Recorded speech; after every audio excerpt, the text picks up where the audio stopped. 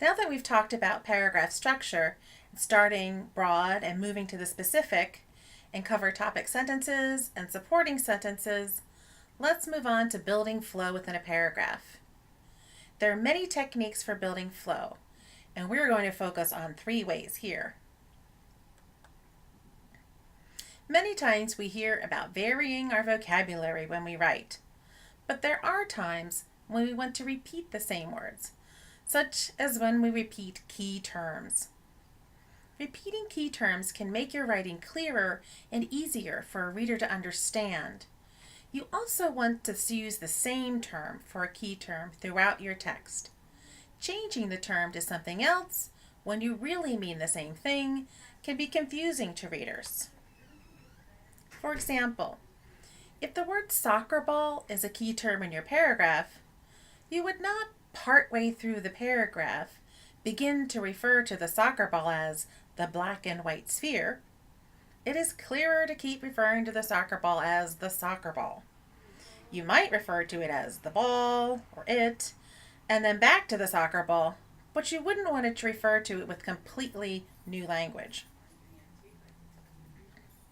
Another way to build flow is to have sentences contain old information and move to new information. One technique for accomplishing this is to use the this plus summary word or phrase. Here we see how the sentences flow together with the second sentence starting with information from the previous sentence.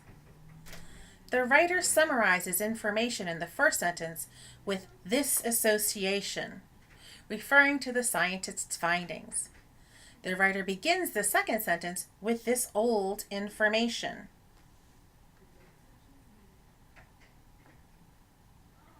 In the second pair of sentences, the writer uses the word these instead of this because the summary phrase is plural.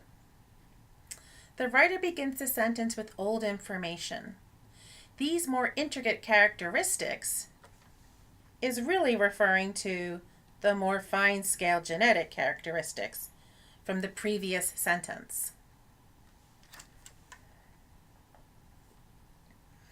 Here, this security is summarizing the idea that Mormon's husband had a job which allowed her to stay home and care for her children.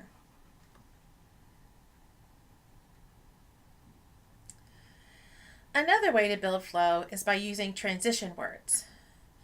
These words clue readers to the meaning of the sentence and its intended relationship with the information surrounding the sentence. For example, when we use the word however, we know information contrasting with previous information is coming. The however here at the beginning of the second sentence is a clue to the reader that some sort of contrast is coming. Although transition words can be an effective way to build flow, sometimes students rely on this technique too much and begin every sentence with a transition.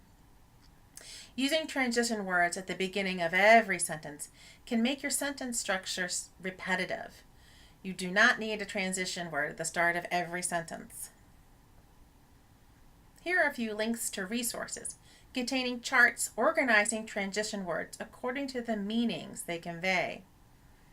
Here is an example from the Deliberations article on invasives showing some of these flow-building techniques. This paragraph shows the different highlighting techniques this writer has used according to the highlighted color that they're in. So when this writer has chosen to repeat key terms, you can just glance and see that in green. When you're using old information to new information, those techniques are in blue. And lastly, by scanning, we can quickly see that they use 3 transitions. Those are in red. Let's review flow building techniques with a short quiz.